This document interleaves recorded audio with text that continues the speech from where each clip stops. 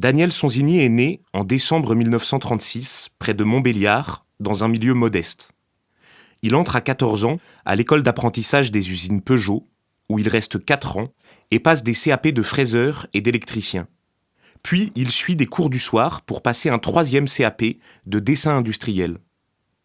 Il travaille pendant 12 ans au site historique de la marque, à Sochaux, sur la chaîne de montage des moteurs comme dépanneur électricien. C'est son premier contact avec la vie ouvrière. À cette époque, on était Peugeot dans les familles. C'était pour les adolescents l'assurance d'un travail stable. Pour poursuivre sa formation, en vue d'être éventuellement ingénieur maison, Daniel demande à être affecté à l'usine Peugeot de la Garenne-Colombes, près de Paris. Il suit les cours du soir au Conservatoire national des arts et métiers de Paris, le CNAM, durant 3 ans, dans des conditions difficiles. Les cours du soir ont lieu dans d'immenses amphithéâtres. Il faut prendre le métro après les heures de travail pour aller à Paris, puis revenir la nuit, et être au travail dès le lendemain matin.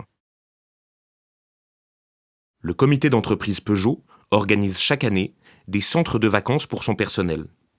En 1954, un animateur amène les adolescents visiter Annecy. Dans la cour du château, ils assistent à une représentation d'Hamlet au cours des nuits théâtrales animées par Gaby Monet. La scène est un immense plateau rond, incliné, familièrement appelé la soucoupe par les comédiens. Ce sont tous des amateurs qui suivent un stage de formation à l'art dramatique, animé par Gabriel Monet. La représentation, très longue, dure 5 heures, sans coupure ni entr'acte. La nuit est fraîche, les spectateurs ont apporté vêtements chauds et couvertures. Malgré ça, l'art dramatique est une véritable découverte pour Daniel. Une découverte qui va marquer sa vie. Près de la Garenne-Colombes, Daniel fréquente assidûment la MJC de Courbevoie. La vie socio-culturelle est aussi une révélation pour lui, par rapport à la vie industrielle qu'il connaît. Il devient peu à peu animateur cinéma et suit une formation pour devenir directeur. C'est décidé, il quitte Peugeot et l'industrie. Daniel est nommé directeur adjoint de cette MJC de Courbevoie, puis en devient directeur. Mais la région parisienne n'est pas sa tasse de thé. Daniel Sonzini demande sa mutation à Annecy, dont il a fait la découverte il y a une dizaine d'années. Il arrive en septembre 1966, âgé de 30 ans, comme directeur de la MJC de Novelle. MJC est un bien grand mot, car ce n'est alors qu'une petite baraque Adrian en bois, récupérée sur les chantiers du camp de Novelle, en cours de démolition, pour l'urbanisation du quartier. Cette MJC a été créée par Pierre Patel dans ce quartier en pleine structuration. Les UP d'Annecy, conséquence des 30 Glorieuses pour loger l'afflux de personnel, sont alors des modèles d'intégration sociale. La nouvelle MJC de Novelle, en construction, due à l'architecte Maurice Novarina, se termine 3 mois après l'arrivée de Daniel Sonzini. Elle ouvre en février 1967. Flambant neuve, cette MJC devient rapidement un lieu vivant, véritable petit centre culturel dont l'audience dépasse peu à peu sa vocation initiale de simple équipement pour les jeunes du quartier de Novelle. On y vient d'Annecy et des communes voisines. Daniel y développe le côté culturel, comme à Courbevoie, crée des activités artistiques pour les enfants, un ciné-club, le théâtre, la danse, et fait venir plusieurs jeunes compagnies qui émergent. Le théâtre d'Avignon Benedetto, le théâtre populaire roman de Suisse, le théâtre populaire jurassien, le théâtre d'essai Kerzaki de Saint-Étienne, qui deviendra le théâtre éclaté. Le milieu socio-culturel d'Annecy considère toutefois cette MJC comme un simple équipement de quartier, complémentaire de l'historique MJC des Marquisats, qui n'a pas de salle de spectacle, mais offre toutefois des services pour le logement et la restauration des jeunes travailleurs. Créé juste après la Libération, dans la commanderie Leffre, le centre éducatif des Marquisats est devenu l'une des 2 MJC les plus importantes de France. Son rayonnement international est maintes fois cité en exemple. Elle organise de multiples activités et reçoit de nombreux stagiaires étrangers dans des locaux toutefois peu adaptés. Mais cette MJC des Marquisats est maintenant en déclin sur le plan culturel, car géographiquement et socialement mal située à Annecy. Elle est en limite sud de la ville, où aucun développement urbain n'est possible, alors que la MJC de Novelle est idéalement située au nord, au cœur de la zone d'urbanisation de l'agglomération, au centre des UP. Les ressources de la MJC des Marquisats viennent essentiellement de son restaurant social, où viennent les nombreux travailleurs qui ont afflué à Annecy durant les 30 Glorieuses. Mais les entreprises se dotent peu à peu de cantines, ou même de véritables restaurants d'entreprise pour leur personnel, à l'initiative exemplaire de Gillette France dès 1953. D'où une désaffection progressive du restaurant des Marquisats et les problèmes financiers qui vont en découler. Daniel Sonzini et deux responsables culturels d'Annecy, Jean-Pierre Laurent, conservateur du musée Château, et Georges Gondran, du Ciné-Club d'Annecy, écrivent au député-maire d'Annecy Charles Bosson pour proposer un projet culturel novateur pour la ville. Une maison de la culture existe depuis peu à Thonon, mais l'idée d'une maison de la culture à Annecy n'est pas retenue par la municipalité, qui a déjà refusé en 1957 une proposition en ce sens de Gabriel Monet. Gaby Monet, qui a dû quitter Annecy, bien à regret, suite au scandale provoqué par Ubu Roi et les Coréens aux Nuits théâtrales du Château. Cette première pièce de Michel Grimbert, alors PDG de Gillette France, a été censurée par les élus. Mais elle sera aussitôt jouée à Lyon par Roger Planchon. Gaby Monet sera malgré tout nommé citoyen d'honneur de la ville d'Annecy en 1995 par le maire Bernard Bosson pour honorer son immense activité, base de la décentralisation culturelle. Avec l'architecte Jacques Lévy, Daniel Sonzini complète l'attractivité de la MJC de Novelle en créant en 1977 la Maison de l'Enfance dans la ZUB des Teppes, à 2 pas de la MJC. Les activités sont spécifiquement orientées pour les enfants et leurs familles. Les enquêtes et publications de Joffre Dumasdier, cofondateur de PEC, Peuple et Culture, notamment Vers une civilisation du loisir, en 1957, ont fait d'Annecy une image socio-culturelle inédite et exemplaire, un véritable prototype d'étude. La ville est invitée aux Rencontres d'Avignon pour présenter son évolution socio-culturelle. Pierre Jacquier, conseiller municipal, est chargé de suivre cette mission. Le GAT, groupe d'action théâtrale, créé en son temps par Gabriel Monet, accueille à la MJC de Novelle des troupes issues de la décentralisation, dont les centres dramatiques de Saint-Étienne, de Grenoble et de Genève. Le GAT assure le lien entre Annecy et la décentralisation théâtrale. Plusieurs structures culturelles d'Annecy souhaitent élargir l'action du GAT, confrontée à l'accroissement important du nombre d'associations socio-culturelles qui éclosent à Annecy. Les dirigeants de ces associations écrivent à nouveau au député-maire Charles Bosson, qui avait refusé la proposition de Gaby Monet en 1957, pour lui demander son appui. Pierre Jacquier, conseiller municipal et militant culturel, appuie cette demande. Cette fois, la nouvelle proposition retient l'attention du maire. Elle aboutit en juin 1970 à la création de AAC, Annecy Action Culturelle, dont le but est d'apporter une aide logistique aux associations culturelles et socio-culturelles. Daniel Sonzini en devient le directeur. AAC s'installe dans l'immeuble de l'ancienne galerie du Parc, sur le Clos Bonlieu, place de la Libération. AAC est à la fois une agence technique au service des associations, un hall d'exposition pour faire connaître de jeunes artistes, et une action complémentaire dans le domaine artistique. Au premier étage sont installés l'administration, l'accueil, la billetterie et un graphiste. À gauche, Françoise Sonzini, épouse et collaboratrice de Daniel.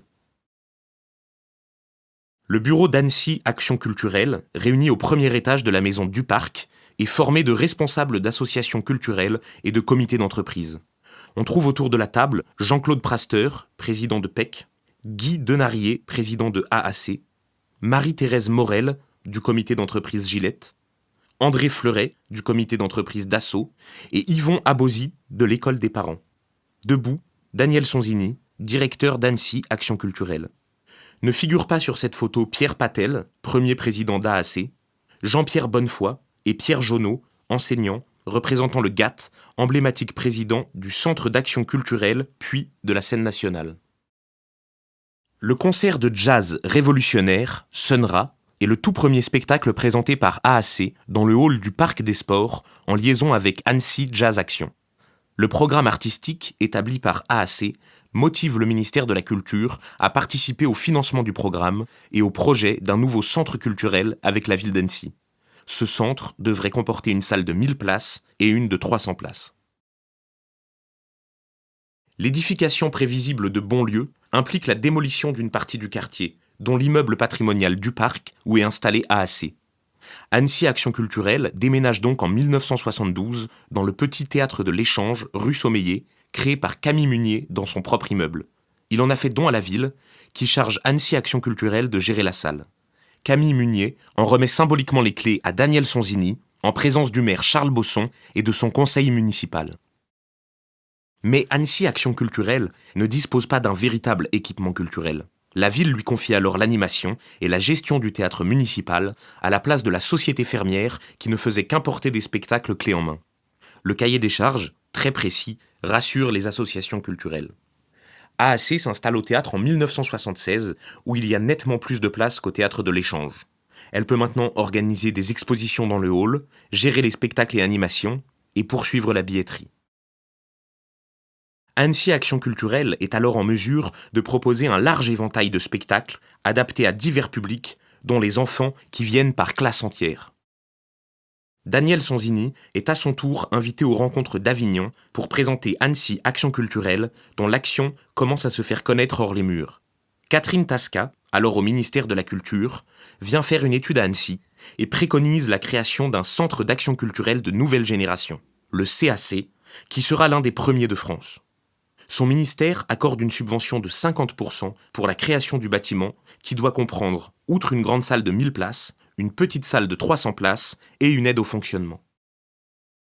Reste à trouver un endroit où installer ce centre d'action culturelle, ce qui n'est pas une mince affaire et va susciter une virulente opposition. Plusieurs lieux sont évoqués, les Marquisats, l'Impérial, et même le clos Balédier en face de l'hôpital, où la municipalité avait demandé à l'architecte Cottard, en 1954, la création d'un centre de congrès sous l'immeuble du Casier à bouteilles, ainsi appelé par les Annéciens. Au cours d'un déjeuner au restaurant du Casino, avec le maire, le représentant du ministère, Guy Brageot, suggère que le clos Bonlieu, sur l'emplacement du couvent des Cisterciennes et de l'hôtel de Verdun qu'elles ont créé, serait l'emplacement idéal au centre-ville. La ville donne son accord, après l'étude de faisabilité des architectes Maurice Novarina et Jacques Lévy. Les travaux sont entrepris en 1978, malgré la forte opposition et les virulentes manifestations d'un groupe de droite, Annecy Avenir, foncièrement remonté contre ce projet qui, disent-ils, va défigurer l'aspect de la vieille ville et surtout municipaliser, donc museler, les initiatives culturelles. Daniel Sonzini suit les travaux de Bonlieu avec attention. Il fait visiter le chantier à quelques vétérans de l'équipe. Bonlieu sort de terre à la place du couvent des Cisterciennes et de l'hôtel Verdun, en face du Casino-Théâtre où siège toujours Annecy Action Culturelle. Le quartier a désormais un nouveau visage et un vrai centre d'intérêt. L'inauguration de Bonlieu a lieu en octobre 1981, en présence du ministre Jean-Pierre Cotte et du maire André Fumex, successeur de Charles Bosson. Le Casino-Théâtre du Paquier est démoli pendant l'inauguration, véritable symbole de transition culturelle, dégageant une large vue sur le Paquier et les montagnes. Pour l'inauguration, Gaby Monet et Georges Lavaudan offrent un superbe cadeau à Annecy en créant dans la grande salle Les Géants de la Montagne de Pirandello, mis en scène par Georges Lavaudan, avec Gaby Monet en tête de distribution. Dans la petite salle, le théâtre éclaté d'Alain Françon présente La double inconstance de Marivaux. C'est le début de l'âge d'or du théâtre éclaté, qui va évoluer vers une haute qualité professionnelle et accumuler les créations à l'espace 300. À l'issue de cette journée mémorable, Gaby Monet, Daniel Sonzini, Georges Lavaudan et toute l'équipe se retrouvent à la MJC de Novelle pour faire le bilan de ces années d'efforts qui ont abouti à la création de Bonlieu. Daniel Sonzini, qui gérait à la fois la MJC de Novelle et Bonlieu durant sa gestation, devient le premier directeur du Centre d'action culturelle, le CAC, qui s'installe à Bonlieu en octobre 1981 avec un équipement technique moderne de grande qualité. La bibliothèque municipale quitte aussi le 2e étage de l'hôtel de ville pour s'installer confortablement à Bonlieu, accessible directement depuis le forum. De multiples activités et animations se succèdent dans le centre d'action culturelle de Bonlieu, aussi bien dans les salles que dans le forum. Le premier maire adjoint, Jean Régis, donne son appui pour ce qui concerne le sport, et Marie-Noëlle Provent, conseillère municipale, soutient la partie culturelle, à commencer par la création du Festival du cinéma italien en 1983 avec Pierre Todeschini. Les JICA, Journée internationale du cinéma d'animation, qui se tenait auparavant au théâtre, se tiennent pour la première fois, en 1983, à Bonlieu, dans les 3 salles. Daniel Sonsini accueille le ministre de la Culture Jack Lang, venu à cette occasion. Parmi les nombreux spectacles présentés par le CAC, on pourra retenir par exemple la création de La farce de Burgos en 1972 par le Théâtre éclaté d'Alain Françon, le théâtre de pantomime de Wrocław en Pologne, ou Mikis Theodorakis qui viendra plusieurs fois à Bonlieu, ici avec ses musiciens. Le Forum de Bonlieu est en perpétuelle activité. Il s'y passe toujours quelque chose. Les multiples animations s'y succèdent très rapidement. Citons au hasard À quoi ça sert Mozart par Gaby Monet et Étienne Perruchon en 1987. Le Forum des métiers enseigné dans le département, ou encore la présentation du programme 1985-1986 sur le thème de la croisière. À chaque fois, le forum est l'objet d'un aménagement original et d'une animation qui attire un grand nombre de personnes. Grâce à Jean Régis, le sport n'est pas en reste et les présentations sportives attirent du monde, toujours avec une animation originale. Les événements historiques ont leur importance, comme ici l'anniversaire de la libération d'Annecy. La rotation des animations est telle qu'il n'est hélas pas possible de les citer toutes. Les responsables municipaux soutiennent activement les nombreuses animations, aussi bien sportives que festives. Ici, Claude Meyer, animatrice enfance à AAC, avec le photographe Robert Doisneau. Le Centre d'action culturelle est à l'origine de Ville en fête, avec ses nombreux artistes de rue au mois de mai, alors que le Festival de la Vieille Ville continue ses animations en juillet. Aboutissement du long et patient travail de Daniel Sonsini et de son équipe, le Centre d'action culturelle d'Annecy devient scène nationale en 1992. C'est l'une des premières de France. Ce maillon de la décentralisation culturelle a été obtenu par une démarche longue mais originale, impliquant le milieu associatif, la municipalité et le ministère. Au hasard, quelques-unes des nombreuses représentations de la scène nationale. Richard III, mis en scène par Georges Lavaudan. Steve Waring, avec une classe élémentaire. François-René Duchâble et Miguel Estrella, en répétition. Le songe d'un homme ridicule, par Gaby Monet. L'équipe de Bonlieu Scène Nationale implique un grand nombre de techniciens et d'animateurs, autour de son directeur Daniel Sonsini et du co-directeur de la Scène Nationale, Daniel Ramponi. Daniel Sonsini, en médaillon avec Gaby Monet, monte une ultime exposition, Les Passeurs, dont les photos du photographe Henri Audesser retracent l'éclosion culturelle à Annecy depuis la Libération. Gaby Monet, venue spécialement pour l'occasion, fait l'éloge de cette évolution socio-culturelle devant la photo générique de l'exposition prise en 1946. Un long chemin, semé d'embûches, aboutissant à la création de la scène nationale. Et aboutissant aussi à une retraite pour Daniel Sonsini en 1997. Alain Françon prendra quant à lui la direction du Théâtre national de la Colline, à Paris. Ils sont reçus ensemble, le 14 mars, dans le grand salon de l'Hôtel de Ville d'Annecy, par le maire Bernard Bosson. Daniel Sonsini a été honoré de plusieurs distinctions. Le ministre Bernard Bosson lui a décerné l'Ordre national du mérite. Le ministre de la Jeunesse et des Sports, son employeur, l'a nommé officier des Palmes académiques pour son action en faveur de l'enfance. Le ministère de la Culture l'a nommé commandeur des Arts et Lettres pour son action culturelle et artistique à Annecy et dans les instances nationales. Salvador Garcia est nommé en 1997 à la suite de Daniel Sonsini. N'étant pas issu du milieu local, il développe une activité artistique propre, intense, mais centrée sur le centre culturel. Il cesse son activité en 2023. Le long, patient et méticuleux travail effectué par l'archiviste municipal Pierre Lanternier, décédé en septembre 2022, retrace en détail les 30 ans d'évolution de la vie artistique et socio-culturelle à Annecy de 1967 à 1997. Les 2 volumes de ce document très complet et un CD audio sont consultables aux archives municipales d'Annecy. Une vidéo retrace les débuts de l'éclosion culturelle à Annecy, de 1946 à 1957, donc avant la création de la MJC de Novelle et l'arrivée de Daniel Sonsini. réalisée en 2021 à l'occasion du centenaire de la naissance de Gabriel Monet, pionnier de la décentralisation culturelle dès la Libération. Elle est consultable aux archives municipales et départementales.